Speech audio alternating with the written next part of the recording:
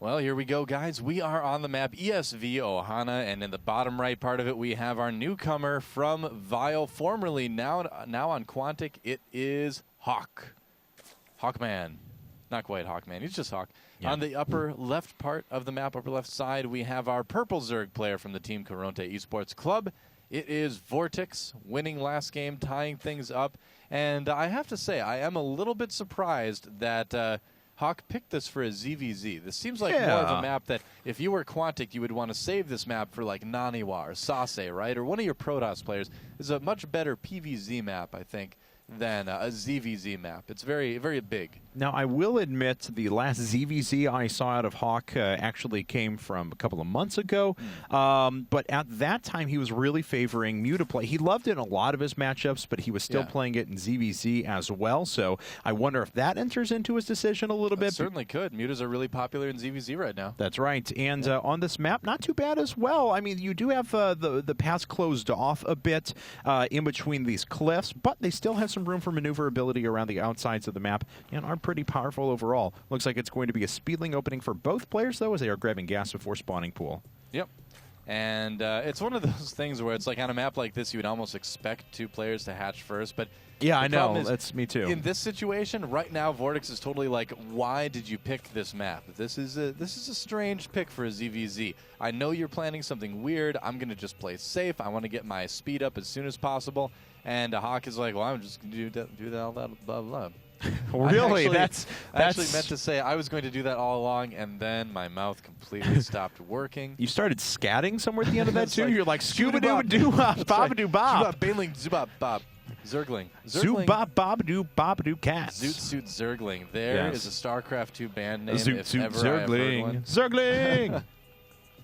Throwback a bottle of... What's a Zergling drink? Creep?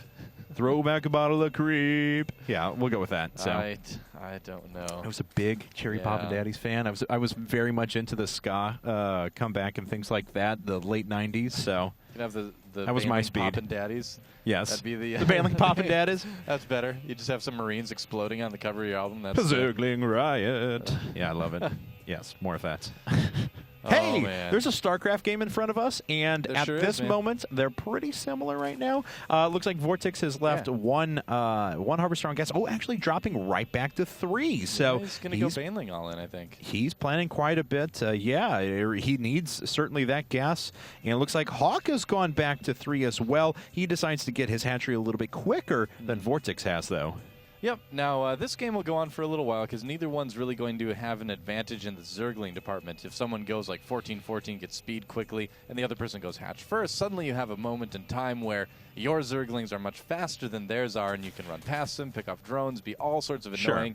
Sure. But in this case, Hawk is going to be just fine here, and both of them getting their Baneling nested around the same time, too. That's right. Vortex actually getting his hatchery about the same time, too, just a little bit later. So both of these guys continuing to do around the same thing.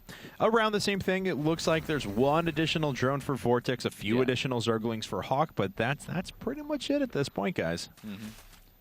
Yep, and yeah, when you go for that Speedling expand, you usually get your hatchery down around like 20-21. I think what Vortex did was just kind of wait until a little bit longer time, so he did have that extra drone before he had to really start saving for it. Nice job by Hawk to keep a couple of additional Zerglings inside of the bush, and then ran out and was able to snipe 1 or 2 Zerglings of his opponent. So those little gains are pretty important in mirror matchups. He's making a ton of Zerglings too, and just keeping some defensive Banelings at home. This is one of the ways you can kind of trick your opponent in ZVZ. If you get that hatchery and then just make tons of Zerglings anyway, you can kind of trick your opponent into maybe making less Zerglings themselves and being a little bit more passive. Oh, but look at this. Vortex has plenty of Banelings here.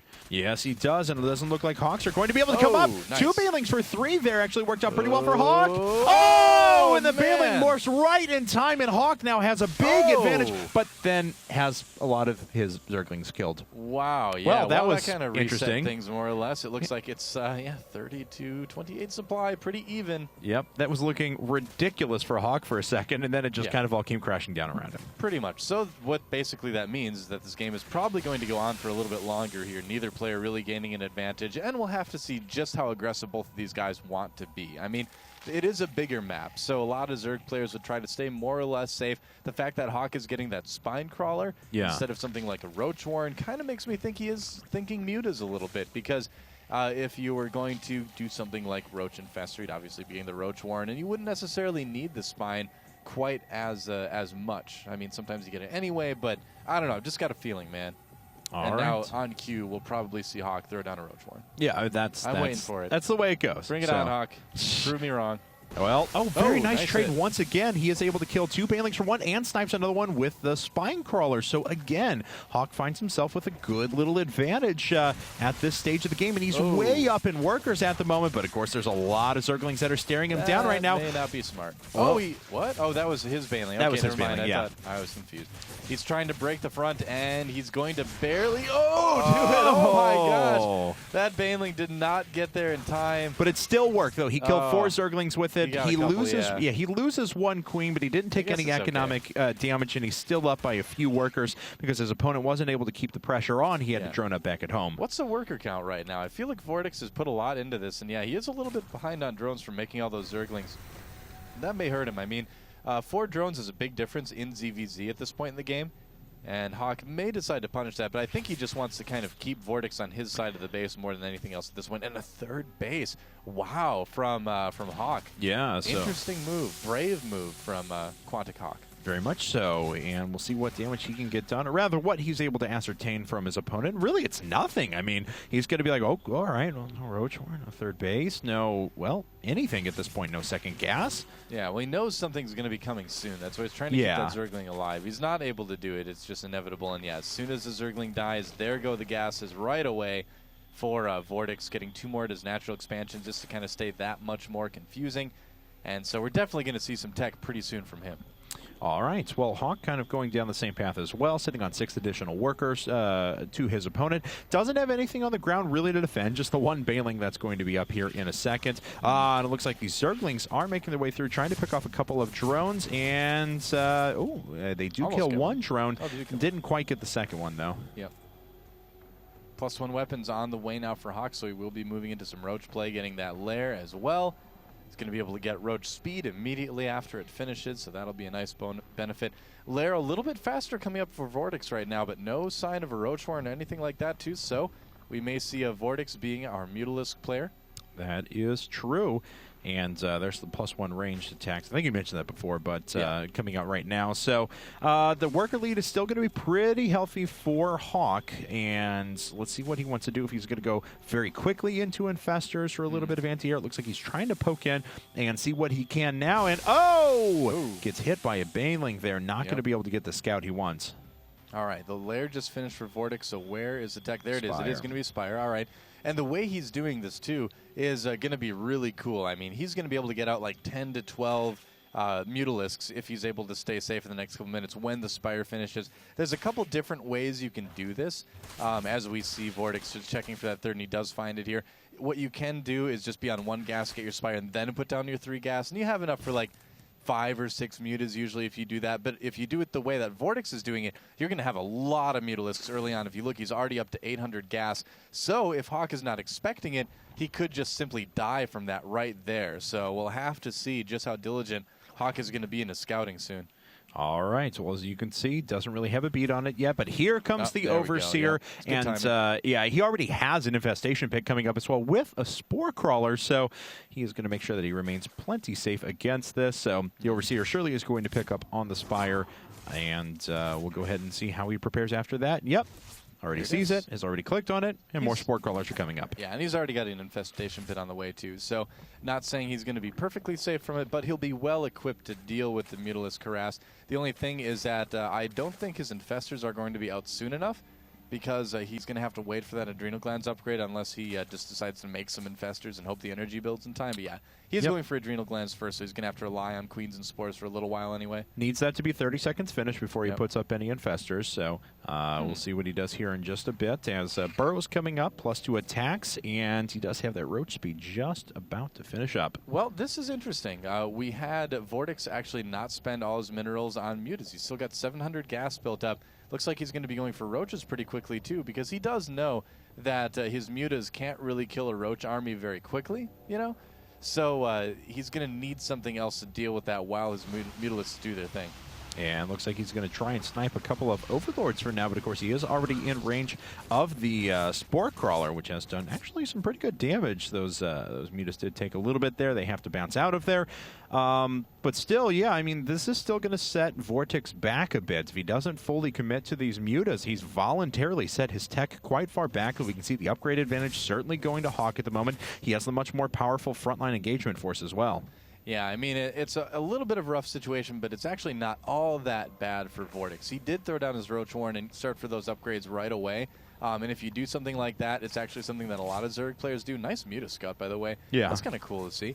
But basically what a lot of Zerg players will do will just make what Vortex did, about 8 mutas or so, do some harassment that they can, maybe try to get their opponent to make a few too many infestors, maybe even go for something like Hydra if they're crazy. Yeah. And then you just show up with a ton of roaches and just annihilate them, right? So Vortex does definitely have a plan with this. He's got a third base as well. And I think we are probably just going to have like a big-time roach style from Vortex. He's just going to try to simply overpower Hawk at this point, unless he throws down his infestation pit in like the next 2 or 3 seconds. That's true, but is he going to have the chance to overpower him? That's because the question, there is a 14 roach advantage for Hawk, and he has that all-important infestation pit down as well. So we'll be able to lock a lot of those roaches down with fungal growth, and he's going to have a pretty good upgrade advantage here, unless he attacks just the moment when 1-1 finishes up, because it'll be before his +2 attacks and +1 Carapace finishes up for himself. Yeah, exactly. The big deal is going to be the infestors in this fight, which Vortex does not have at all. He's got a couple banelings to soften things up. Ooh, fungal banelings.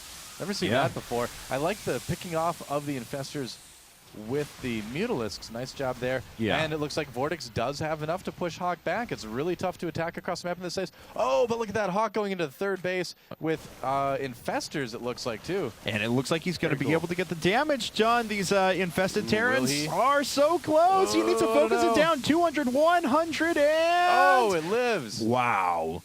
So close to death, but yet so far.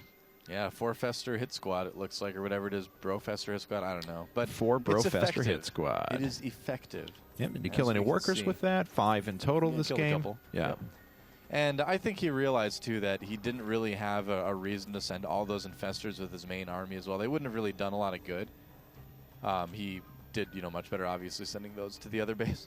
Excuse me. 2-2 on the way now for Vortex. If he could have gotten that hatchery kill, it would have been awesome for him. Would have been a lot better, yeah. Well, let's see. It looks like we're going to have an engagement of roaches in the middle of the map. Will Hawk be able to get... Oh, hugging his roaches in there very quickly. Want to make sure you can attack with all of them. The better concave does go to Vortex, but of course, Hawk does have the additional upgrade advantage, and it looks like he is winning the fight on the ground. Mutalisks are picking off a few of those roaches, though. We'll see if that's enough to tip the tide, but very nice job. Makes his way back in with a few infested Terrans and is able to pick off that hatchery. Yeah, he gets the hatchery, but between the mutas and the roaches of Vortex, it's just a little bit too much, and Hawk does have to pull back. Again, just really tough to attack with that sort of thing across the map. But as you can see now, now that Vortex has lost that hatchery, his larva count is going to be a lot less. He's just not simply going to be able to produce units as quickly as his opponent, and that's what's really, really going to hurt. His upgrades are going to be okay, but he's just not going to have enough stuff for a little while. Yeah, and the problem is that, as we can see, there's already a 33 supply deficit, and there's not that many larvae out for Hawk. Hawk's banking resources. As soon as his roach army dies, that's going to be another 31 roaches, potentially, that are going to jump into existence. Yeah, exactly. I mean, he's all maxed out and everything. And here we go. Vortex is perfectly fine with this fight, even if he doesn't win this somehow. He will be careful with those infestors. He will still be able to replenish this much quicker than Vortex can replenish his roaches. Right, so it's not bad. Yeah, and looks like these mutas just kind of flying away. They don't really have any business sitting there like, oh, we can pick you off a little bit, but it's not going to amount to anything. That's true. No one wants to be fungled. Yep, Hive on the way actually for Hawk now as well, going for even more upgrades, but doesn't look like he's going to need them. I think the end game is going to be right now. GG, well played. Yes. And Hawk takes a game off Vortex. This is a very back and forth match. Oh, yeah. Very much so. By Hawk. Yeah, Vortex is a strong Zerg.